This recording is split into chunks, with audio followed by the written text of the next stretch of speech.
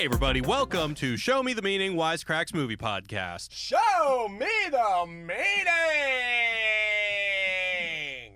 I definitely thought you were going to say, I'm mad as hell and I'm not going to take it anymore. I'm mad as hell and we're going to show you the meaning anymore! Anyway, my name is Jared and I'm joined here with the Show Me the Meaning crew. We got Ryan. Hey, film fans. And joining us from the Squanch is Alec. Hey, I'm mad as hell, but I'm probably going to keep taking it. Okay, good to know. And we got a special guest this week. So a couple weeks ago, I teased a special guest, and then I got all of my scheduling mixed up. So the actual fulfillment of my promise of a special guest is right now, and it is Sage from the Just Right YouTube channel, which I consider to be our algorithm buddy. That's W-R-I-T-E. If you watch our videos, chances are his videos have been recommended. So how's it going, Sage? Hello. Hi, I'm doing good. I didn't know I was a special guest. You are a special Welcome guest. to the Welcome. pod. I feel special. That's great. Well, that's how we do here. Anyway, guys, today we are talking about a very special movie. We're talking about Network, the 1976 film, directed by Sidney Lumet, written by Patty Chayefsky. Is it? I don't know, I don't know what it is. Starring Peter Finch, Faye Dunaway, and William Holden. So actually, before we get into the first impressions, first I want to say, so a couple weeks ago we did the Patreon poll to do what movie we should do next. Because of some of the scheduling, including scheduling this collaboration with Sage, we had to push Akira. So Akira will be next week.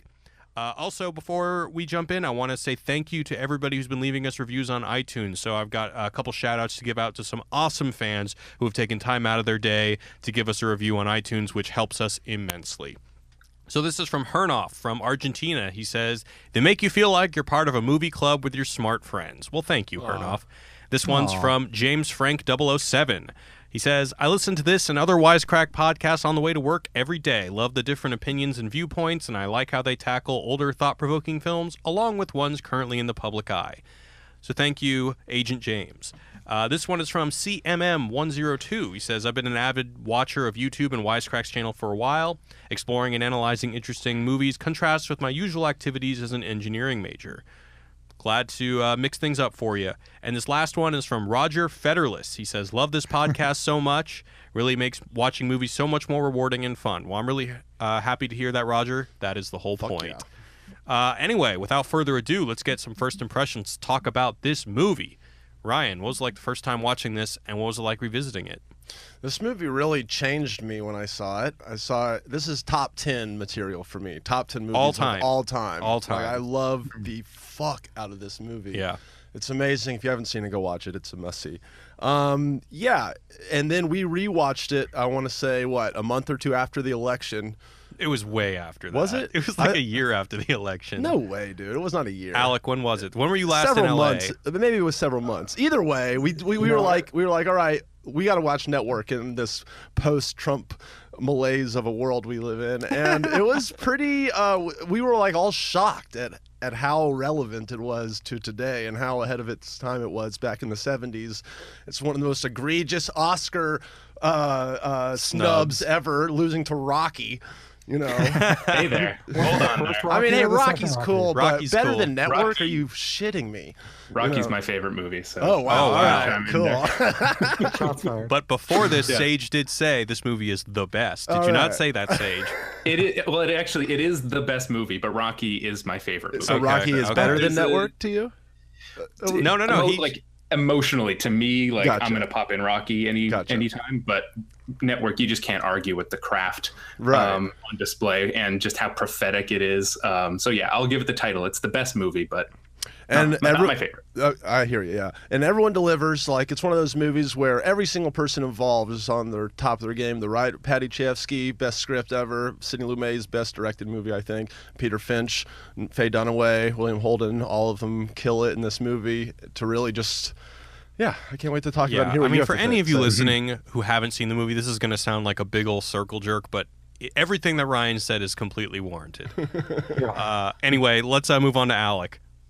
So the first time I watched this movie was, I don't want to say you made me watch it, but you're like, Alec, you have to watch this movie. And I was in LA, and I want to say it was July or August or something. But anyway, We got a little inebriated, but even then, it left like such an amazing impression. And then the second time I ever watched it was 3 days ago to watch it to prepare for this podcast, and it's just like so good. It's so it accurately describes, even though some of it hadn't come true yet, like everything happening in our society in a really sort of prophetic but also accurate way.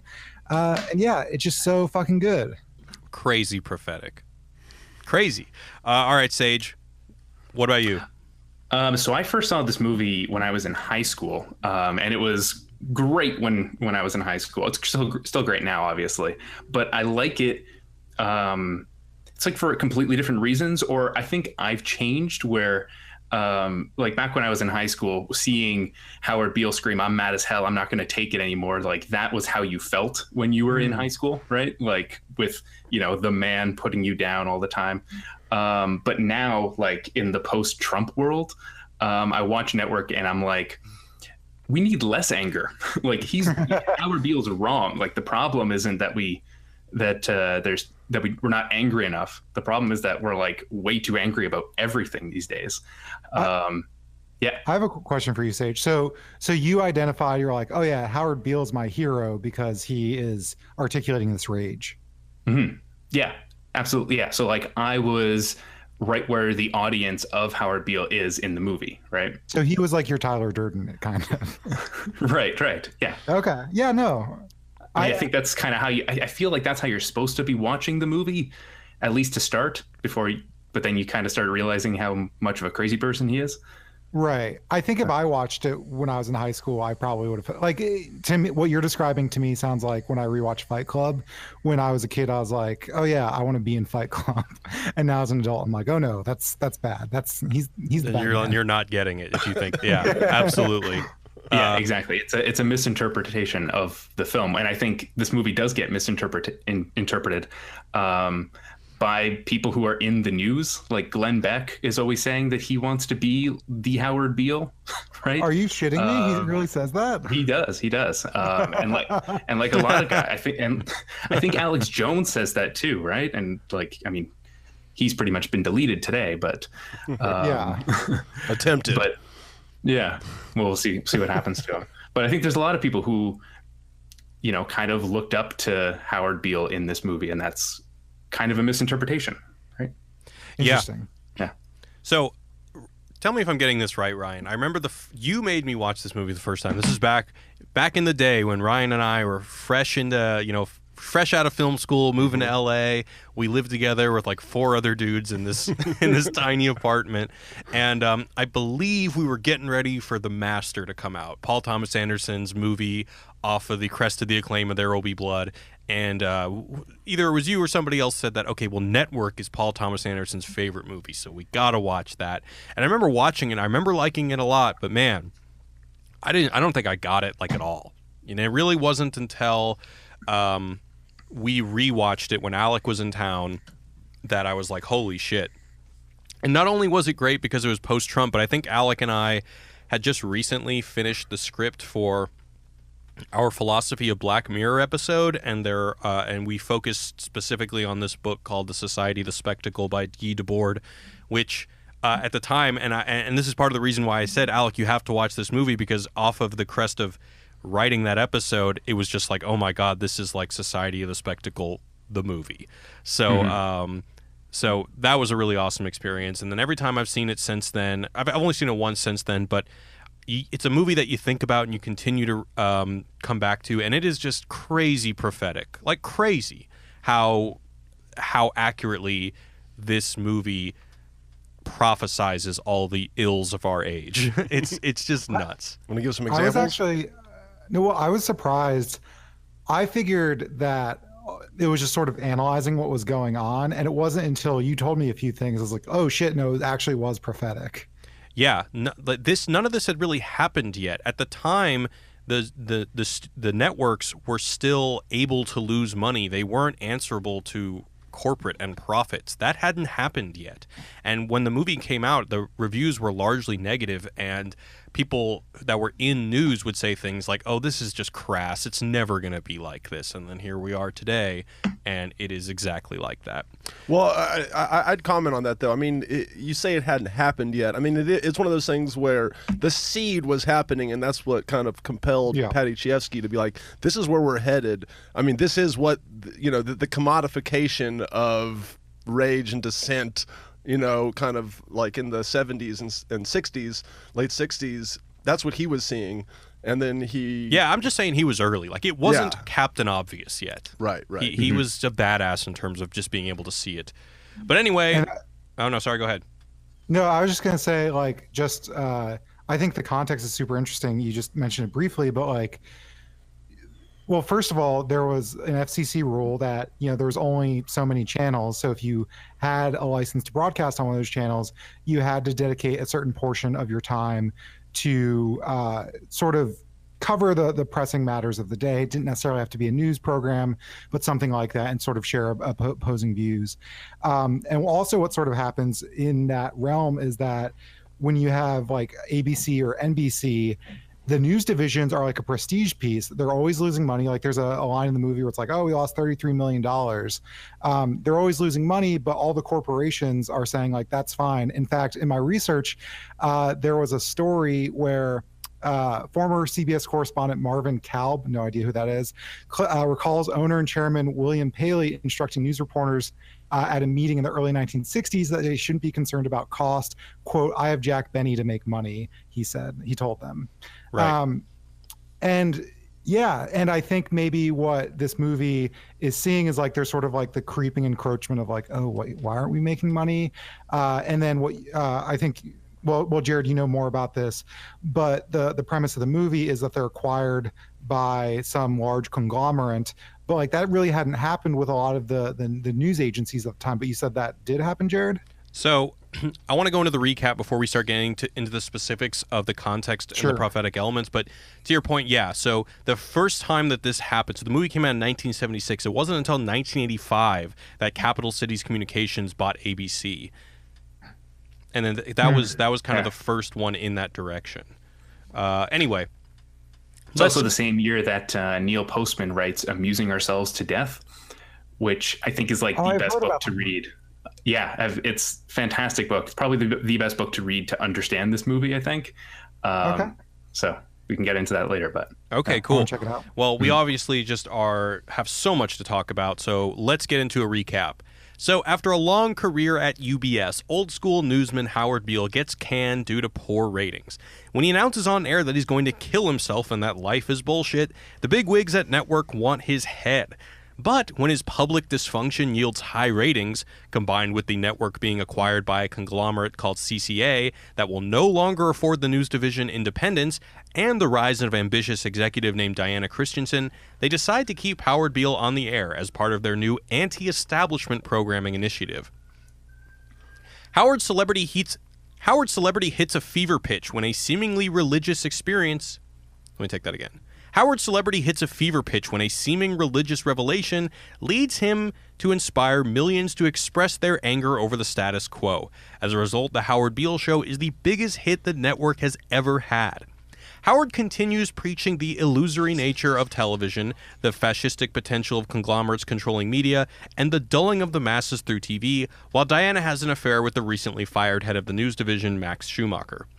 The network's love affair with Howard Beale comes to a halt when Howard exposes a deal in which CCA will be acquired by an even bigger conglomerate funded by Saudi oil money, and calls on his audience to halt it. So the head of CCA, Mr. Jensen, sells Howard a sermon of his own, claiming that there is no order, no spirituality, no binding logic to the world beyond currency, and that he is halting the natural progression of the world. Beale then preaches the gospel of the inevitability of dying democracy and dehumanization. When the ratings start to tank, Diana wants to fire Beale, but Mr. Jensen won't allow it. Max breaks up with Diana, and pushed to desperation, management conspires to kill Howard Beale. Boom, he's dead. End of movie. All right, guys, before we move on, I'm going to give a shout out to our sponsors over at Mubi. So for those of you who have listened, you know we talk about Mubi a lot. It's a great service. It is a digital cinema. So there are always 30 movies on the site. You have 30 days to watch a movie, and then after that, it's gone. Each day, Mubi introduces a new movie, and you have 1 month to watch it.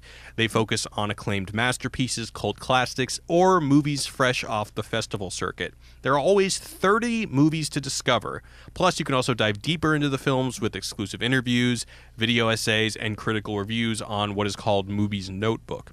So normally you can get a free 7-day trial for Mubi, but if you head to mubi.com/wisecrack, you can get an extended 30-day free trial. So that's 30 movies that you can watch.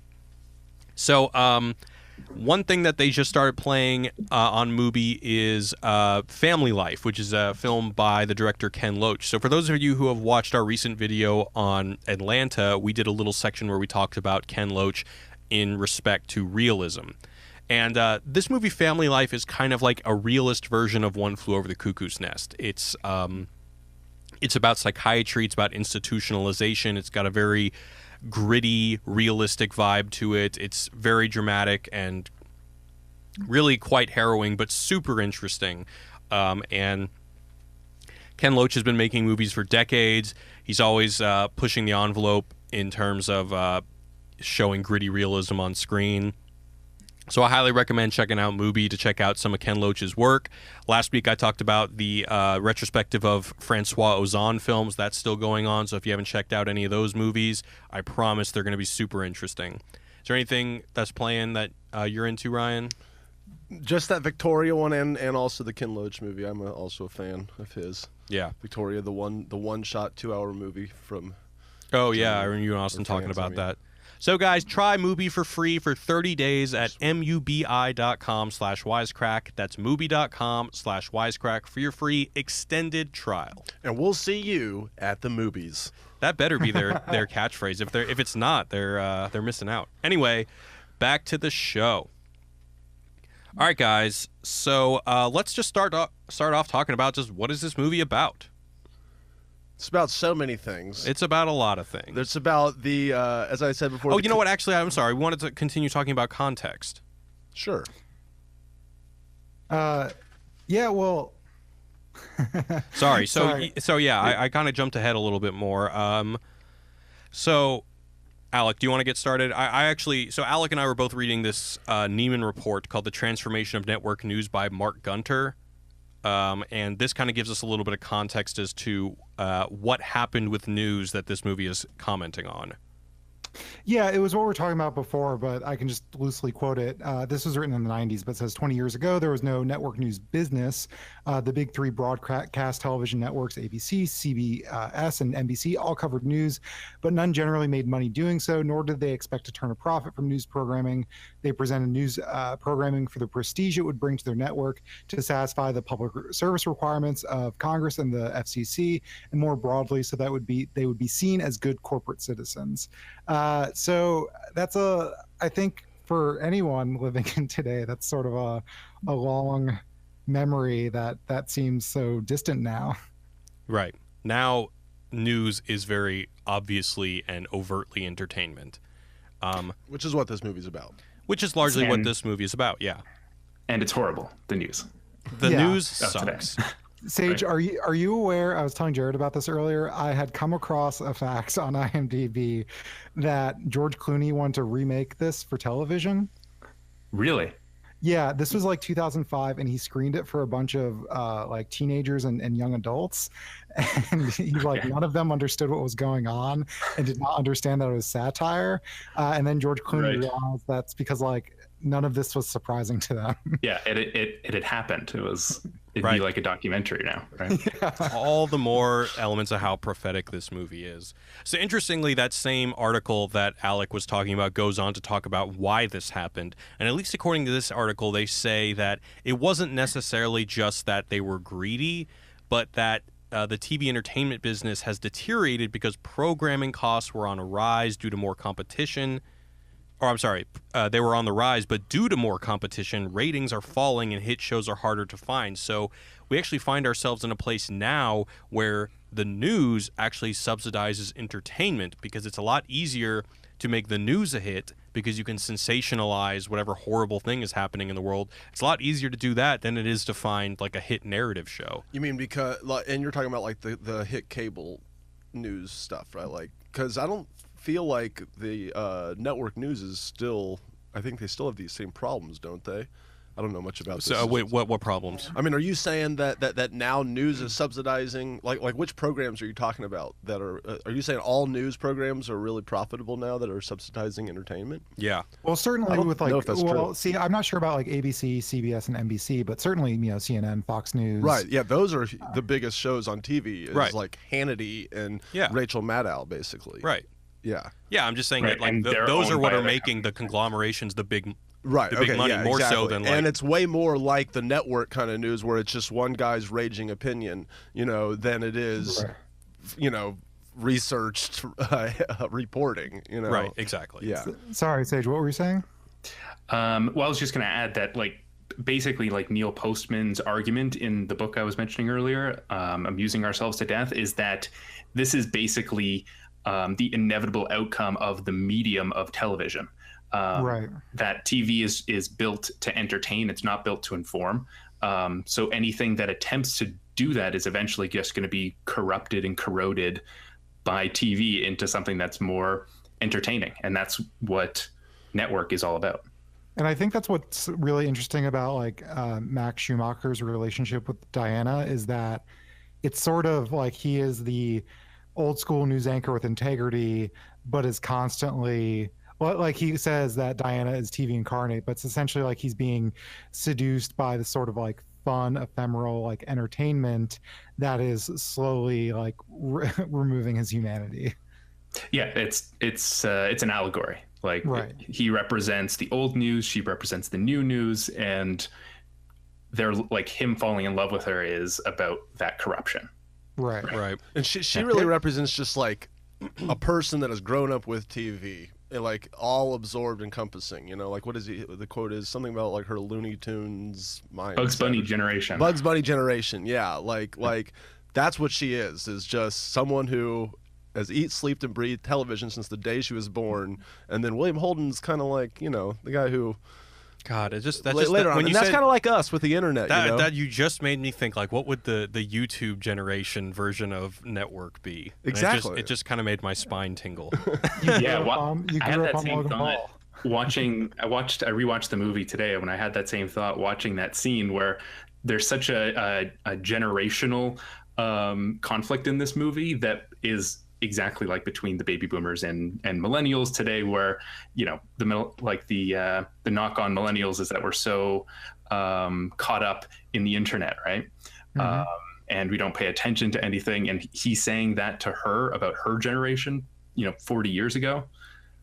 It's kind of like a constant, right? Well, I honestly would go a step further and say that here we are, we're kind of the older millennials. I don't know about you, but I'm 32, and like us, like the gap between us who got the internet around 14, 13 or whatever, or a little younger, and then the people who have literally grown up with the internet encompassed in all the social media, that's to me a gap too. I talk to 8-year-olds at family reunions, and it's crazy, just the kind of gap just between on how we live our lives and see the world. And I guess that's been the truth since the dawn of time, but especially pertinent now, I think. Yeah, I don't necessarily want to be like this younger generation, blah blah blah. Like, but I don't even think that's what the movie about. Like, I don't think, and that's not what I'm saying either. No. It's more just like the technology is like TV for Faye Dunaway, is social media for the kids today. Of course, growing up in it just changes your brain.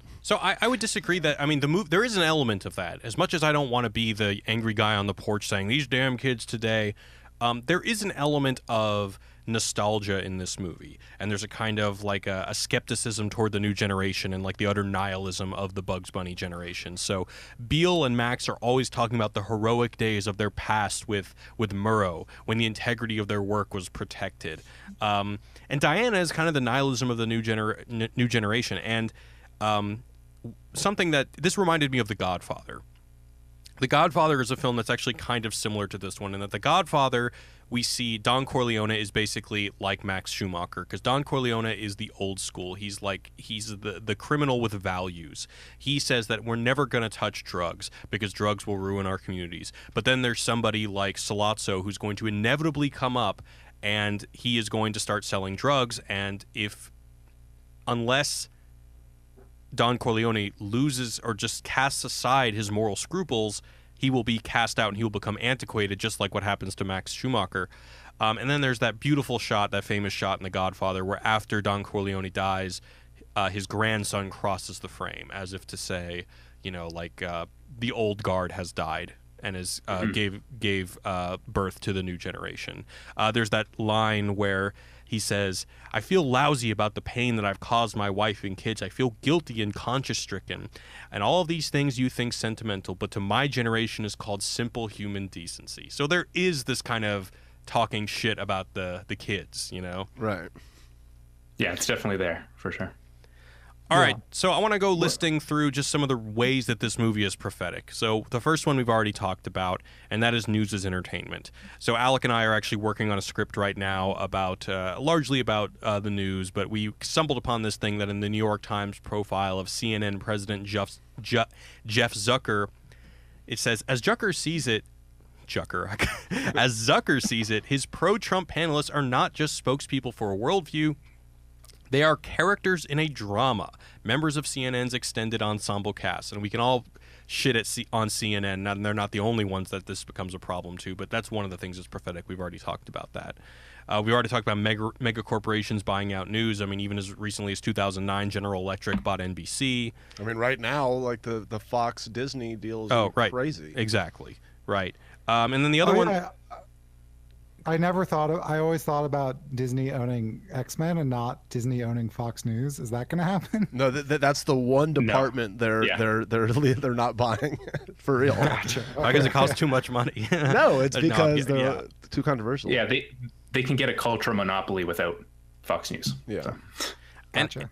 And I think another thing is that this movie prophesized anger and outrage as a profit engine for media. Yeah. That hadn't really happened yet. But even Diana's character says that American people want somebody to articulate their rage for them. And these days, dissent. These days in the internet, I think that's been put on mega steroids, because even these days you find like internet people who like literally just target markets of people that need their rage articulated independent of truth, and they will fill that market. Absolutely.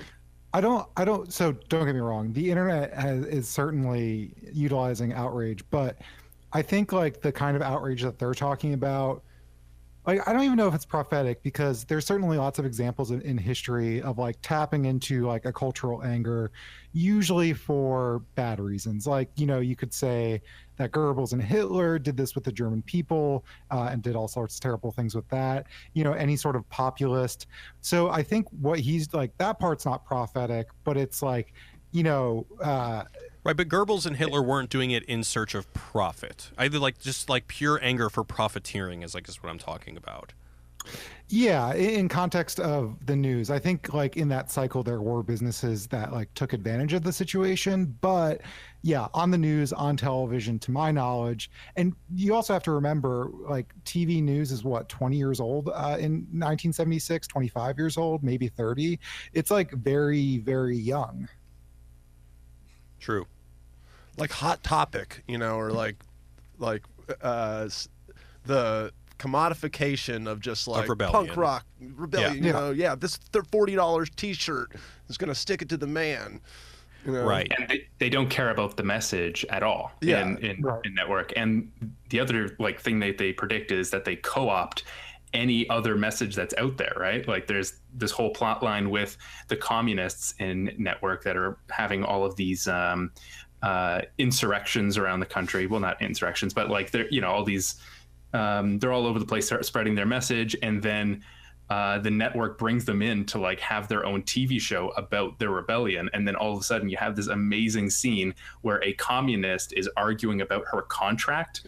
Where she's so good. One of my favorite scenes of the movie. It's so great. Where Don't she's fuck like, with my distribution costs. 5%.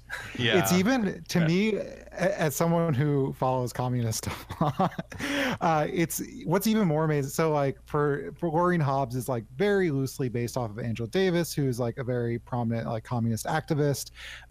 But what so then there's Ahmed Khan, who isn't part of the Communist Party but is part of the Ecumenical Liberation Front, and she's got this speech about like how they're like this armed vanguard movement that the Communist Party doesn't support because it's not time yet, which like this was happening like in the 60s with the Communist Party in France yelling at student protesters. So I thought that was like a nice like sort of historically accurate thing to bring up. But then like during that conversation, she's like insulting. Like it's funny because like the Communist Party who hates Ahmed Khan and his like vanguard violent whatever is forced to deal with him because of making money. And she's also saying things like, you know, the Communist Party isn't going to see a goddamn dime from this until syndication happens. Right. It's so good. It's so good. So the last prophetic thing that before we start breaking these down is that at the end, there's kind of this prophetic thing of capitalism not needing democracy, which I think is super interesting. But let's focus on what Ryan is talking about, because when I say what is this movie about, I think that this is kind of the big message, is the way that the system, whether it's specifically capitalism, I think that like the way that this movie is an awesome display of the power of capitalism to protect itself. It's amazing. Mm-hmm. So it kind of commodifies rebellion in three ways. One, rebelling against the establishment. So the establishment tries to sell you an anti-establishment message. Basically, a show about railing against the system is the system's #1 hit show that causes the system to thrive. And I love the scenes where Diana's like, I don't want conventional programming on this network. I want counterculture. I want anti-establishment. And I love the part where they're telling Peter Finch's character that he's going to be on TV again, and they say, and he says, what's wrong with being an angry prophet denouncing the hypocrisies of our time? What do you think, Max? Do you want to be an angry prophet denouncing the hypocrisies of our time? Yeah, I think I'd like to be an angry prophet denouncing the hypocrisies of our time. Even just, the nonchalance and the triviality of how they use that word, or that term that should seemingly be weighted with seriousness, just is proof. Because he's basically just saying like, yeah, I'd like a job. Yeah, exactly. He's like, yeah, I'll have a job. And it's as if the actual content of the title that he's giving himself is just taken, all meaning is taken away. And it's exactly what capitalism does in this situation, is anything that threatens it, it will co-opt and basically just neuter it of any effectiveness. It's amazing. It's a well-run machine. And Jared, you mentioned Black Mirror earlier, and I think there's a great connection here to the 15 Million Merits episode. Oh, yeah. Oh, yeah. Sage knows what's up. Which is Black Mirror is amazing. Remind me. I don't know what y'all talking about. That's the one with Daniel Kaluuya. Have you seen all about Black Mirror? Not everyone, no. It's the second episode of the whole thing. It's the one with the bikes. Oh, yeah. And the credits and stuff. Yeah. Yes. Yeah. Gotcha. Right, and then he rebels against the system and gives this speech about how dehumanizing it all is, and then that becomes a show on the like reality TV network that they're running, and then he ends up escaping the bikes, so he doesn't have to like pedal a bike. Is it okay for me to spoil this episode? I don't know. If just as long as you put a spoiler alert. Yeah. Spoiler alert. Spoiler alert for the second episode of Black Mirror. So basically he's escaped that situation, but it's only because the system has co-opted his message and allowed him to have his little space where he can rail against the system. But the system itself is completely fine. Even stronger. What I love about that episode is people like pedal on their bikes to buy like dumb like not emojis, like the Nintendo Mii's where you like customize it and put outfits on it. They essentially pedal for credits to like dress up their digital avatar, and then he's railing against that, being like it's all fake fodder. is the word he uses. And then by the end, there's like, you can buy, and sorry, while he's doing this, he has like a glass shard to his neck, like he's going to kill himself if they try to do anything. And by the end of the episode, you can buy like the glass shard for your digital avatar. Right. Yeah. So it's just another way to make money. And there's that Black Mirror one with the blue character that becomes president. That's the same network too. You sell them like Pringles. Yeah. So another thing that, and this one is less focused on, but religion. So they commodify the term prophet. There's that stained glass window behind Howard, just to sell something that is overtly without moral scruples, which I think is pretty hilarious. But and this is basically what Sage said earlier, is that the last thing that's commodified is revolutionary unrest. Because even communist revolutionaries will sell out their anti-capitalist message to capitalism because they don't want people fucking with their distribution costs. It's so good. Yeah. Do you want me to talk about the board or later? Yeah, so before you talk about the board, I want to give a shout out to our sponsors over at Nordic Track. So Nordic Track is workout equipment. Sometimes it's hard to find time to go to the gym. We've all got a busy schedule. Alec, I think, goes to the gym more than I do. Is that right, Alec? How many times a day you going? Or times a week you going these days? I go twice a week. Oh, that's pretty good, man. I just went once over the weekend. But anyway, what does a gym? Yeah, but Nordic Track is workout equipment that is compact that you can have at your home. It gives you amazing workouts in the convenience of your own home. So they've got treadmills, exercise bikes, incline trainers, strength training. One of the coolest things about Nordic Track is you can join high-energy streamed workouts at any time of the day without stepping out the door. So let's say that you like running around your block, but it's the summer and it's super, super hot. They actually have a function where you can use Google Street View, where you can stroll through your neighborhood and the treadmill will automatically adjust the incline to match the terrain. So you can actually match your exact workout, but if you got the AC on in your house and outside it's 100 degrees, you're going to want to do it inside, and you can still stay on your schedule, your workout schedule. They've also got treadmill desks, which is awesome because if you're able to work out while you get some work done, that's pretty much awesome. They've got rowers, skiers, dumbbells, speed weights. They've got it all. So they're giving a special offer to Wisecrack listeners. Get $75 off your Nordic Track purchases by visiting nordictrack.com/showme and using the offer code SHOWME. Again, that's NORDICTRACK.com/showme and use the offer code SHOWME during checkout to get $75 off your purchase. And now on to Guy Debord. Real quick, we were talking about cool examples of kind of I don't know what you call this, the network subgenre of media. There's so many. And Nelson Smith in our live comments said, "A Face in the Crowd" is another great example of this, starring Andy Griffith. Andy Griffith, that's a great movie. He says it's another movie that predicted media personalities that manipulated the populace. And yeah, he's totally right. That movie does that. That movie's awesome. And that movie's fucking awesome. And that Lonesome was 30 Roads, years before Network, which, so this is, I feel like really, even though this movie is about what media and giant corporations and stuff, this really at the core of it is a human psychology thing. Like the whole just the populist angry prophet is kind of, has been around for a long time is kind of all I'm saying, and has been in media obviously for a long time too. Right. Like someone that can manipulate the populace and doesn't really believe in their message necessarily.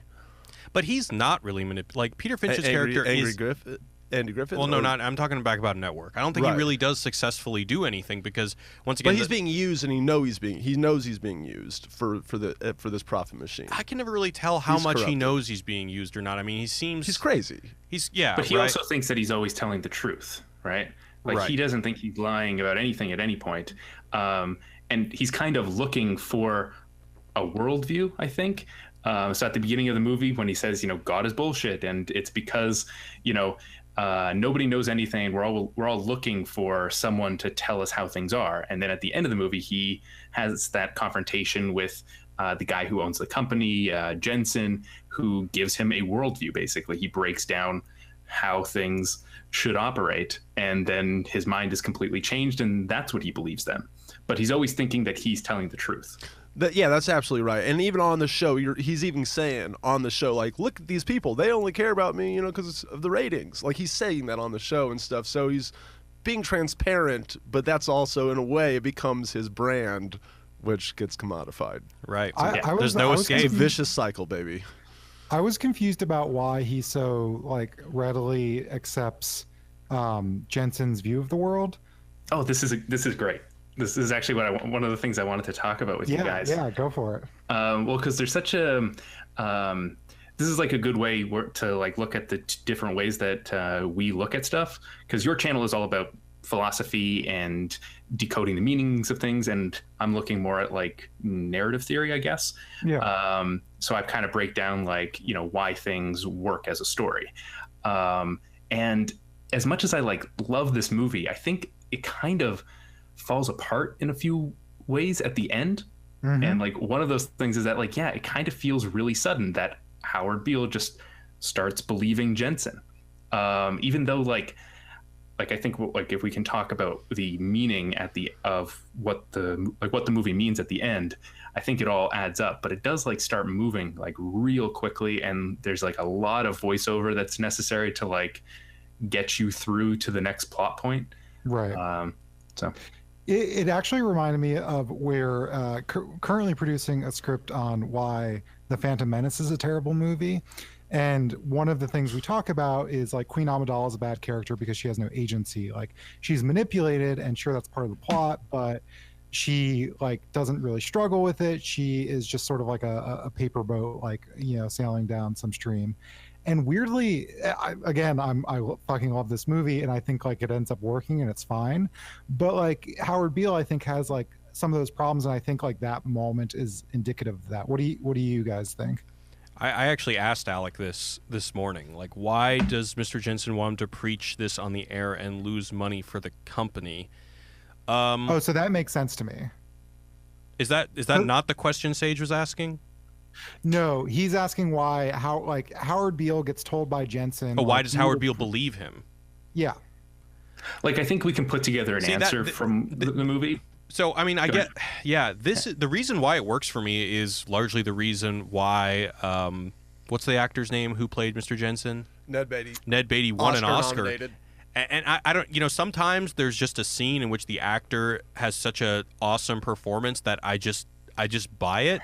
And the performative nature of his performance and the way that the thing is shot and lit, and it looks like he's basically trying to emulate the religious revelation of the voice that came to Howard Beale in his bed when he was sleeping in the middle of the night.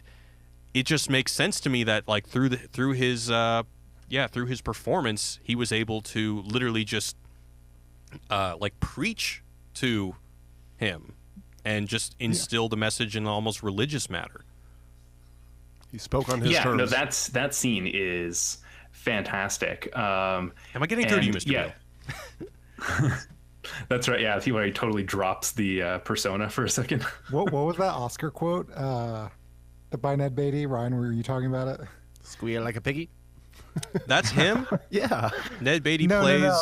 Wait, you're talking about in Deliverance? Yeah. Ned Beatty plays the redneck. He's the one tied to the tree. Oh, yes. So he's the one who squeals like a pig. Yeah, I'm sorry. Okay. That's his quote. Is that what you're talking about, Alec? No. Ned Beatty's advice about never turning down work. Oh yeah. He said after this movie, he goes, "Never turn down work, actors, because I worked on network for a day and got an Oscar nomination for it." So. Oh, he didn't win. I don't think he won. Oh, okay, never mind. No, he did. Oh, he did. Wait, all right, good job. Yeah. No, I could be wrong. I think I am wrong. He also played the pink bear in Toy Story 3. I'm pretty sure, though. I think you're right. Okay, so all right, back to Sage's question. Yeah, so it does make it makes sense what happens. I guess I'm just saying when you're watching the movie, it sort of gets hard to keep up with it, just from how the scenes are put together at the end, and again when I rewatched it, I had this intuition that the voiceover would only come in at the act breaks of the movie.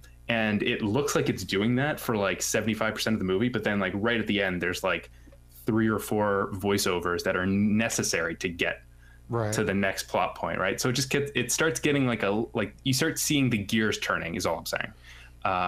But like the overall effect of what happens makes sense thematically. So I think I have an answer, but it's super wanky. So because Austin is not with us today, I'm doing it for you, brother. You gotta up the wank. I gotta up the wank. Okay, so one of the things that Alec and I are also working on a video about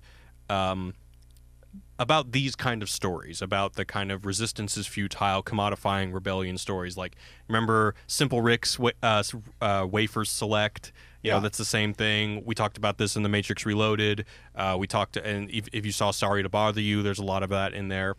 And one of the things that led us to is this idea of acceleration.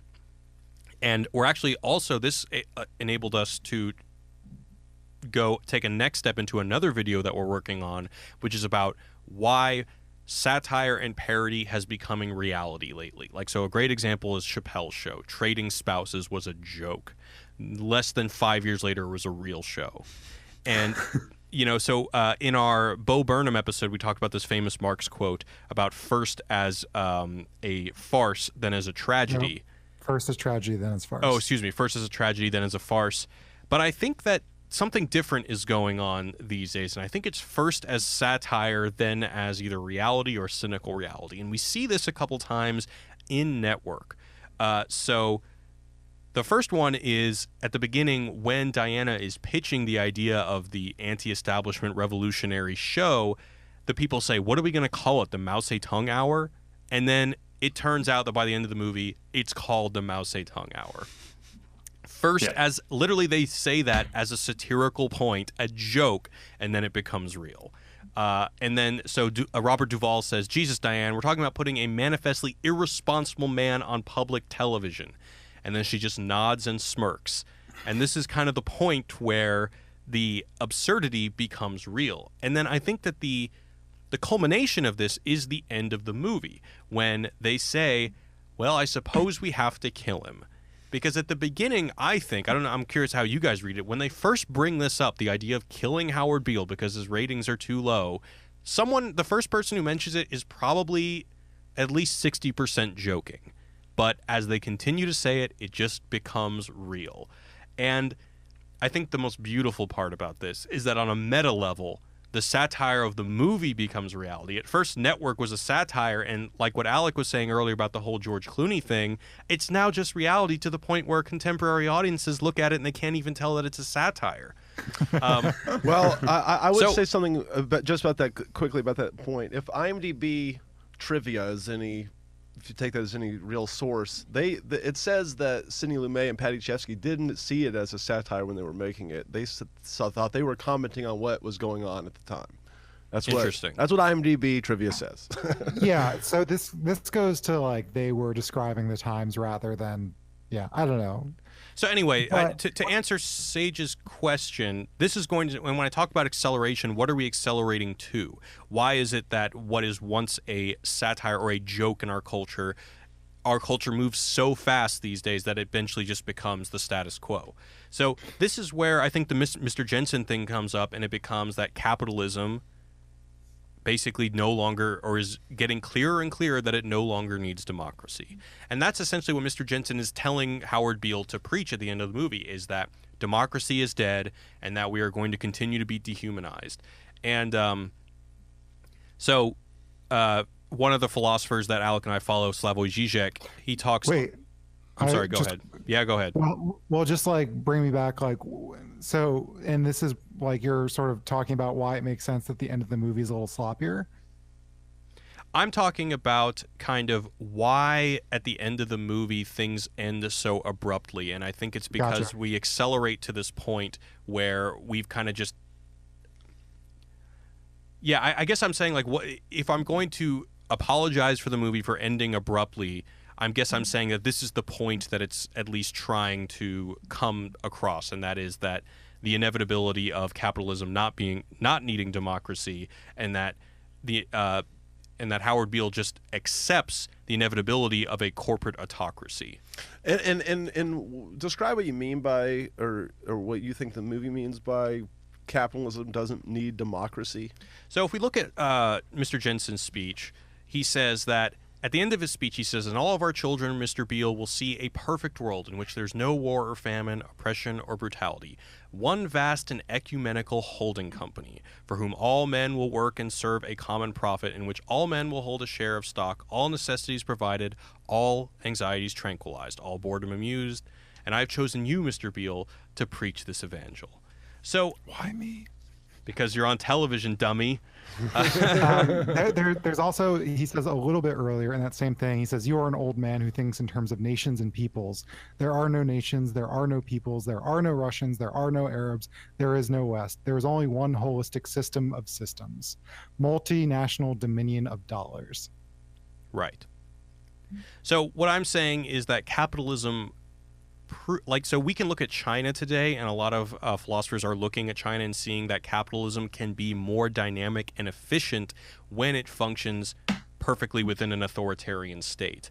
So that, I think, is basically what Mr. Jensen is describing with instead of it being like a strong man or like a politician, is literally a corporation that has a centralized power that basically needs it so that, well, we don't even need democracy if, like all of our interests are funneled up to a single leading corporation. Well, right, and that's sure. That's kind of paralleled nicely earlier in the film when like Howard Beale gets people to write in to the White House to tell them to stop the merger between to stop the one company from buying the other company. So that's like an uprising of democracy trying to curtail the will of capitalism that is completely reverted by Jensen's speech. Right. And it's the one thing that gets him in trouble. Like, he can say everything's crooked and life is bullshit and even like the network is bullshit, but as soon as he interferes with a merger, which is like hurting their bottom line, that's when Arthur says, you have meddled with the primal forces of nature, Mr. Beale, and I will not have it. Right. And the consolidation of these giant conglomerations is like the penultimate late capitalism thing. Right. Yeah. Okay. I see what you're saying. Go ahead. You let me go last time. So the other sort of line in this is just that Arthur Jensen says, it is the international system of our currency which determines the totality of life on this planet. In other words, like if money is determining things, there's not really a lot of room for like people to determine things. But people are the ones that own the money. That are making the decisions on how to use it. He's talking in the context of like international conglomerates. Like it is they're the ones who are deciding where the money flows, if that makes sense. Okay. I guess this kind of predicts corporations as people as well. A little bit, yeah. Yeah. Yeah. All right, so we didn't get to talk about Debord. Did you want to say something about that, Alec? Yeah, I actually think, it's a good, this is kind of relevant. Real quick before I get into Debord, you were talking about how things are first as farce and then I guess as tragedy. And actually, like the first and last scenes, if you think about it, first of all, the movie is a story kind of about Howard Beale kills himself. Like he wants to kill himself on air, and then he ends up getting himself killed on air. But it starts off as a joke, and Max is saying like, "Oh, you'll probably get 50 share, ha ha ha." Exactly. And so that is the farce that's happening in the bar, and then it happens as a tragedy as they exploit this, man with mental health issues. But it also works the other way, where it's a tragedy when he's saying he's going to kill himself on the air, right? Because then you're seeing his depression. But then at the end of the movie, it's just like the whole end of the movie is just a pun on the phrase "a network would kill for ratings," right? Yeah. So it's both farce and then tragedy, and tragedy then farce. Yeah. It goes both ways. It's a good movie. It's multi-layered. Yeah. It's so good. Yeah. So I think I think Guy Debord speaks a lot to this. Guy Debord was a French philosopher who is responsible for a school of thought called like Situationism, but he wrote a really good book that's just a series of theses called The Society of the Spectacle. And one, it's very short. It's like half a page or a page where he talks about like how rebellion gets commodified. And the exact line that I've underlined is, the smug acceptance of what exists can also merge with purely spectacular rebellion. This reflects the simple fact that dissatisfaction itself became a commodity as soon as economic abundance could extend the production to the processing of such raw materials. But anyway, his whole thing is that, like, we might see discord or disagreement in society, let's say between Republicans and Democrats, or between well, I was going to say the left and the right, but that's the same example, but like companies versus other companies, and we could think of these what he's saying incorrectly as like different sort of sectors that represent very different things. And while that's kind of true, what he says is they are all sort of produced by the system itself and represent the system of capitalism. So he says, like, the system often posits gives us false choices. I like to use the example of, like, it says, oh, you have freedom to choose Pepsi and Coke.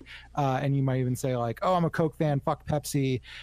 He says that the system always sort of stokes those flames to create sort of this spectacular and very tribalistic like infighting, but it's all to distract from the overarching system, which is, you know, that like money dictates things. Yeah, fuck Pepsi. Sorry, yeah, I just needed to throw that in there. So like, it's easy to look at Howard Beale and say, like, oh, he's railing against the system, he's not part of the system. But what DeBoard would say is that the system is already sort of promoting these sorts of things because it's learned to, as the movie shows, commodify them, and it's not actually threatening them. And what I think is, and DeBoard doesn't say this necessarily, but the best part of this is that, again, when he actually gets in trouble is when he threatens a merger, which would mean a loss of, I assume, millions of dollars or maybe even billions of dollars. And that is the one thing the system sort of cannot accept.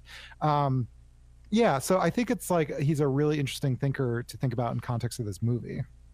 Totally. I wonder how that jives with at the end of Jensen's speech, he starts listing all the things that capitalism does. And I think one of them is he says that all anxieties will be tranquilized, which, you know, it kind of... I read also, like, recently, I don't know where I read this, but that the primary product of capitalism is anxiety. That it's really, you know, advertising is really good at making us anxious and wanting things. So, like, I don't know, like, I wonder, does that line fit with that view of how capitalism is also going to incorporate dissatisfaction? And I kind of think that line is, like, to your point, like, it's kind of wrong, or maybe, like, it's not wrong. It's like, I think this is like the very utopian vision of capitalism that as being written here is like, yeah, like it'll account for all of your needs. You'll be well fed. You'll be housed. You know, you'll never be bored. And that is sort of like the utopian vision of capitalism. But like, to your point, what was it? I saw books about anxiety are up in sales by like 25%. Yeah, Alex said that today. Wow. Yeah. Wow. 25% year over year. But you can also... Is that just since Trump was elected, or? I think it's been, I don't know how many years it's been, but it's been at least 2 years. But it also speaks to like early advertising. For instance, like halitosis was sort of I don't know if the term was invented, but certainly popularized by Listerine, where they're like, oh, did you know you secretly had this medical problem that like people judge you for called bad breath? We're going to call it halitosis to make it seem more legit. Or I don't remember if it was Gillette or Schick, but, you know, women weren't buying razors because men used razors to shave their beards. And they're like, oh, do you have unsightly, you know, underarm hair? So they will invent anxieties to sell them people. And, you know, today we see dick pills everywhere and, you know, God knows what. So I think, yeah, to your point, Sage, like, I think you're right. And I think it doesn't necessarily hold true what Jensen's saying or hopes to be true. Or maybe it's like your anxiety is being tranquilized momentarily by these things that are incorporated into capitalism, like the, you know, Howard Beale raging against the machine for 5 minutes. That tranquilizes your anxiety for a bit. You have the catharsis of someone doing that without it actually being real, right? Yeah, absolutely. Cool, guys.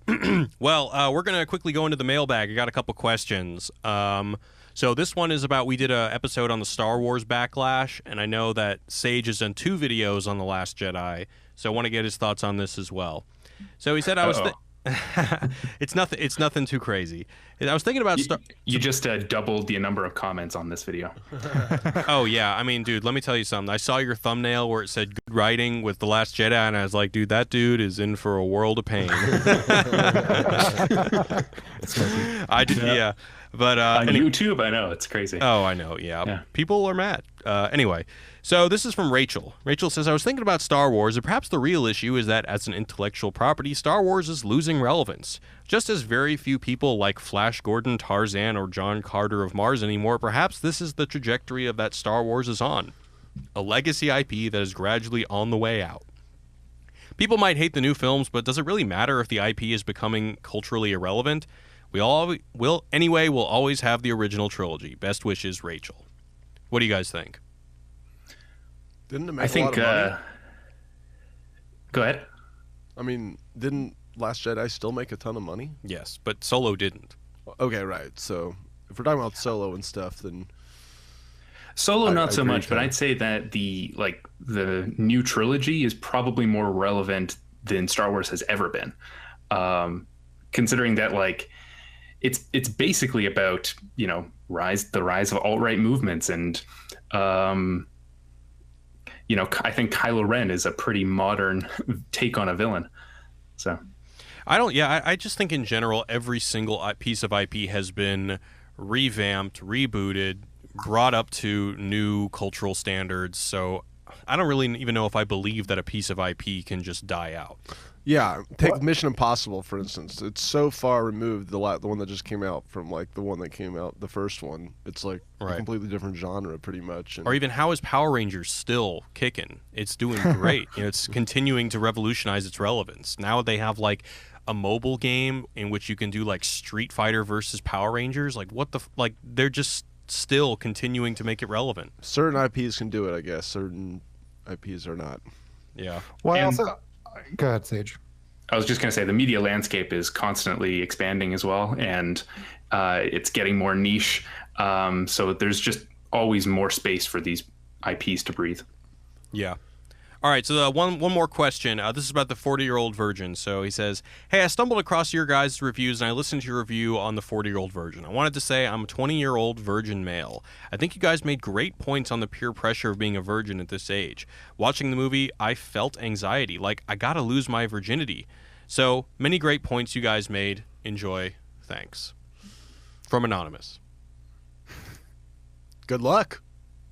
Yeah, well, I mean, so Ryan is the only one that was on this podcast with me. We talked about how the 40-year-old virgin, if you watch it today, you're just like, shit, man, now I understand why people could be so frustrated if they haven't lost their virginity, because, you watch this movie and you're like, wow, if I haven't lost my virginity by 40, I'm going to be literally the butt of a cultural joke. Right.